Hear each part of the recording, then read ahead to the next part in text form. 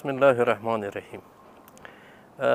زه له کوم مخکې خو دا د ایجنسي ورته وي، اوس مرج نه بعد اوس مرج ډسټرکټ ورته وایي.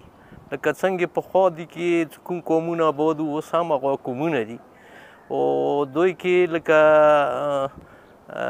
تورای قوم دی، دا توري دوه برانچ دي، یو سرګلای دی، یو هغه دی چردای دی.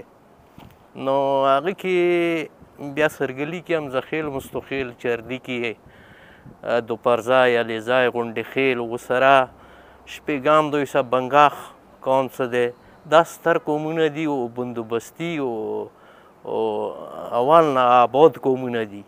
دې نه علاوه ورکې منګال دي، هغه دي خروټي دي، ززي دي، مقبل دي. دا د کورمې اوسېدونکي قومونه دي، لکه زدران دي. همدې طریقې سره لکه افور مخکې به و دوی ډسټرکټ کورمې ساشوه دي کې چمکنای دی او مسوزای دی او لشرزای دی او همدې طریقې سره زوی مخ دی. دا قومونه دې نه علاوه ملا د موسه دري ژبې ویلونکي شته، څه هغه یو هغه دي هزاره قوم دی، یو سره خوشي قوم دی. دې نه علاوه دې کې موسه لکه کرسچن کمیونټي شته، هغوی زبان لکه هغه دی هندکو دی، ما توره خیال داسې هغه خو نه دی، خو زبان یې لکه هندکو دی. نوره ټوله د نور څومره ستر قومونه دي، دوی ټوله ژبه پښتو دی.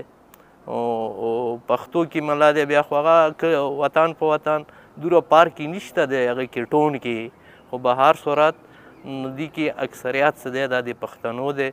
د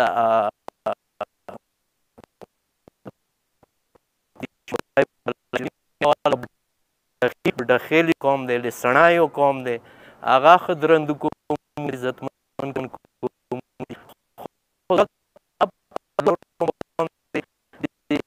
توري و بنګخ هغه دی، زیات هغه دی، حصه دري دی او ځمکه یې دی او سنټر قوم هغه دی، مسوزای دی، لشرزای دی او چمکنای دی. هغې نه هغوی ډومینیشن دی، هغوی ځمکې دي.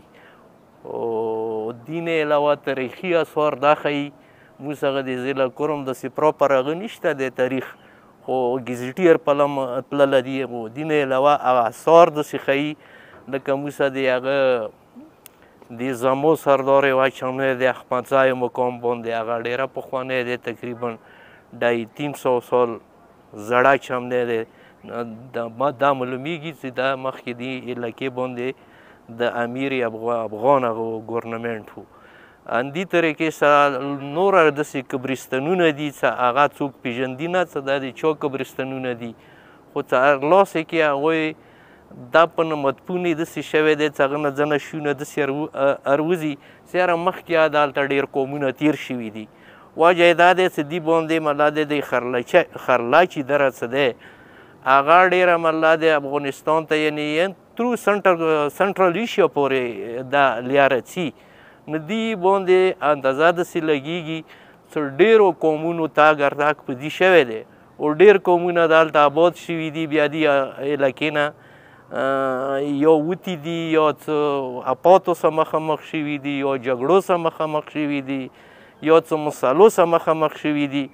خو اوس کوم آباد قومونه دي دا تقریبا 400 سال نه دا قومونه تورای دی، بنګاخ دی، لشرزای دی، مسوزای دی. لشرزای مسوزای خو خیر ډېر هغوی خو ډېر اوږد تاریخ دی څه آباد دي، په خو دا قومونه تقریبا داسې اندازه لګېږي چې 400 سال نه راسې دغې علاقې کې آباد دي.